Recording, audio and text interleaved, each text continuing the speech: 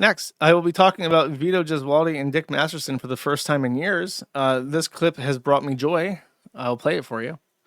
I should have sold Vito out alone. When Null first started having problems with Vito, I should have kicked his ass out. Mm-hmm. I should have said, "Null, you're right. He is a pedophile. He's fucking done. He's Get done, out of my house. dude. Yeah. He's fucking done, dude." Of all sad words of tongue and pen, none so sad as these. Josh was right again. I actually sat through a full hour of their show, and it's kind of a strange energy because Vito is incredibly unlikable. I have literally not a thing to say about him in any way, shape, or form that is positive. He is ugly. He is stupid. He's lazy. He's fat. He's disheveled and unwashed. He in no way, shape, or form takes care of his opinion or appearance. He has no self-respect. He doesn't regard himself very highly, but yet he's still very arrogant and defensive in that boogie kind of way. He produces nothing. He consumes everything around him that he can. He, of course, is a pedophile on top of that and thinks that child rape is very funny and gloats about that on Twitter. And the pairing of Dick and Vito has always been a bizarre one to me that I've only been able to justify in a favorable interpretation to Dick, that Dick simply needs a stooge to sit next to him to look bad. I think that he learned with the Maddox podcast that he needs a second that is worse than him, so he always looks good by comparison. And sitting next to Vito, he always looks better by comparison because Vito is insipid and stupid and has nothing to say and can't come back to anything that he says. And Dick basically treats him like a dog. That he can kick around and beat whenever he wants, and Vito can yelp in pain, and nothing matters, right?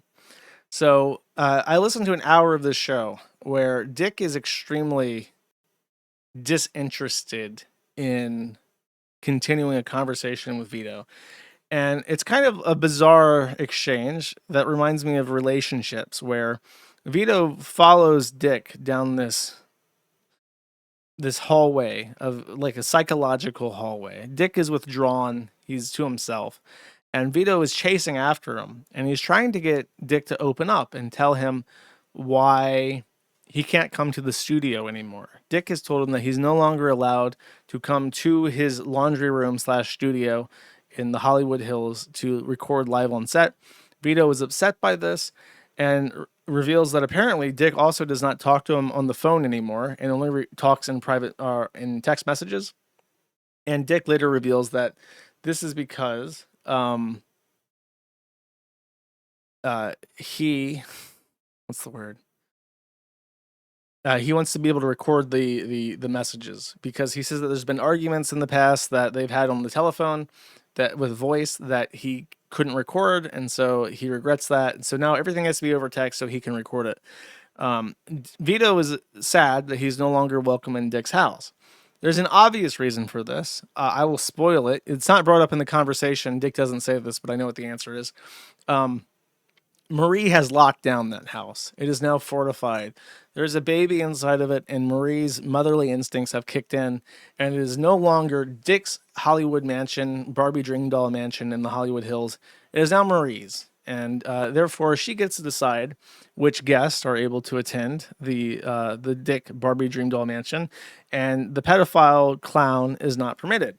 So Dick has had to find a way to excuse Vito not being allowed in. And he came up with the excuse, which is probably also a legitimate gripe of his, that Vito is uninteresting and low energy. He says that Vito's presence on the podcast is bad, and also he's angry about him for arguing with fans. So specifically, Vito is super argumentative on Twitter. If you say anything to Vito, he will respond, undoubtedly. He craves attention desperately. Even this is like attention that he relishes, but I'm relaying this information to you because I find it funny. But Dick says, look, you do this thing where you argue with everyone. And when you do it to a paying customer, to our Patreon subscribers, they leave. They stop giving us money because they know that money goes to you also. and they don't want to support you. And he even says, go check out the Patreon, check out the cancellation messages, and check out how many people say they're stopping supporting the show because they hate you and you were rude to them on Reddit and Twitter. And he says, you got to shut the fuck up. You got to stop being such a dickhead to our fans because you're ruining everything. And he's just like, he's so angry. And what's funny is that Dick has that energy that Keemstar doesn't have with Boogie. I've never talked about Lolcal Live because it's a really terrible show, and I hate Keemstar for using the word Lolcal like it's his personal fucking word. But they occasionally Keemstar threatens to fire Boogie, and it's like if he fires Boogie, he doesn't have a show. So there's no weight behind these threats. There's no point. He can't fire Boogie. Boogie is the show. Wings of Redemption left, and he can't even grovel for DSP's attention at this point because Keemstar and his show suck so much ass. So whenever he threatens to fire Boogie, it's always the most vacuous, empty threat possible. And when you hear Dick talk to Vito, and he just openly berates him and degrades him and insult him to his fucking face and just talk down to him like he's scum under his boot, there's this really real feeling to it. Because that isn't in Lolcal Live, where it's like, Dick really doesn't give a shit if this fat loser quits. He will sit here and berate him and belittle him as much as possible because he honestly could not possibly care less if Vito leaves the show. In fact, he probably wants him to leave at this point so he can replace him with literally anybody else. So it's interesting. And what's sucky about it is that because Dick is a showman, when he does this, you can tell he's eating into it a little bit. He's like putting on a bit of a performative rage and being a little bit over the top, like embellishing it. So there's always that kind of like MDE thing going on where it's like, I can't tell if this is a bit or if this is real or not, but I can tell. I can divine this. I know that he is genuinely sick of Vito, and he is a fat, disgusting pedophile slob that he fucking hates. And he's just going to keep talking down to until he finally snaps and he gets some content out of it. And then he can hire another co-host for another 300 episodes. But he amps it up a little bit. And it's like, they might be doing this for clicks, but actually, I don't think they are.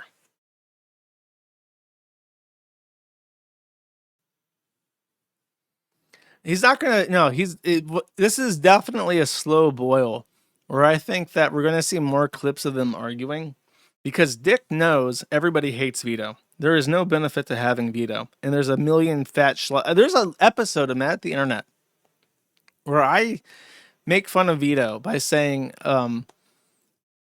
there are 1 million Vitos in Los Angeles. There are 1 million fat, schlubby, pathetic losers that Dick Masterson can kick around that live in Los Angeles. And he is of no value to anyone. And I literally call the episode 1 million Vitos. And I'll make that same point again. There are 1 million replacement Vitos in Los Angeles. There are 1 million pathetic, spineless stooges trying to make it in Hollywood that would accept an offer to be the punching bag on a comedy podcast that makes 4 figures on Patreon. So but he's going to boil this guy alive. He's going to make fun of him more all the time. And Vito's going to try to roll with it. But because he's an insecure, fat, schlubby pedophile, eventually he's going to break.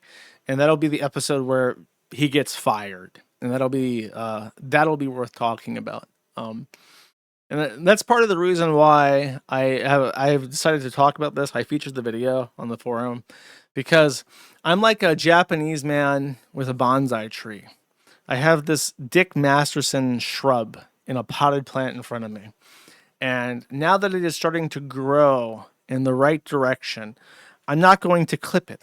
I'm not going to cut that branch. It's growing as it pleases me to grow.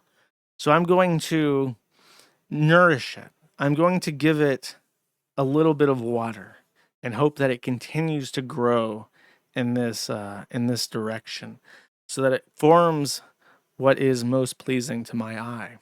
And that is the utter and complete humiliation of Vito Gesualdi live on air with big fat fucking tears rolling down his eyes, literally begging Dick to stay on the show and saying he needs the money, he has nothing else. This is my final form, and I'm a very patient man. That's if there's anything insidious about me, chat, it's I'm very patient. I'm not, at least when it comes to getting what I want out of people. I'm a little bit impatient when it comes to most things in life. But when it comes to seeing a train wreck unfold, I'm able to sit out, put out the chair, get the desk out, get my little clippers, and tend once every few months to the tree and progress its growth in one direction. And this is my long-term multi-year project to make Dick Masterson from loser deadbeat to father. I've already accomplished that. The tree sure is progressing nicely as I wish it to see it, as I wish to see it grow, chat. It has progressed in this direction already. Do not doubt me. I am I am patient. I am patient. I am crafting this as I want it. And next will be the big fat boo-hoo sob tears rolling down Vito's fucking face. Actually, I see it in my head. I see it. Vito is literally kowtowing. He is on his hands and knees, crying. I see it as clear as day, like an old memory. But I still see it. There will be no super killer. Don't even fucking bother with that shit.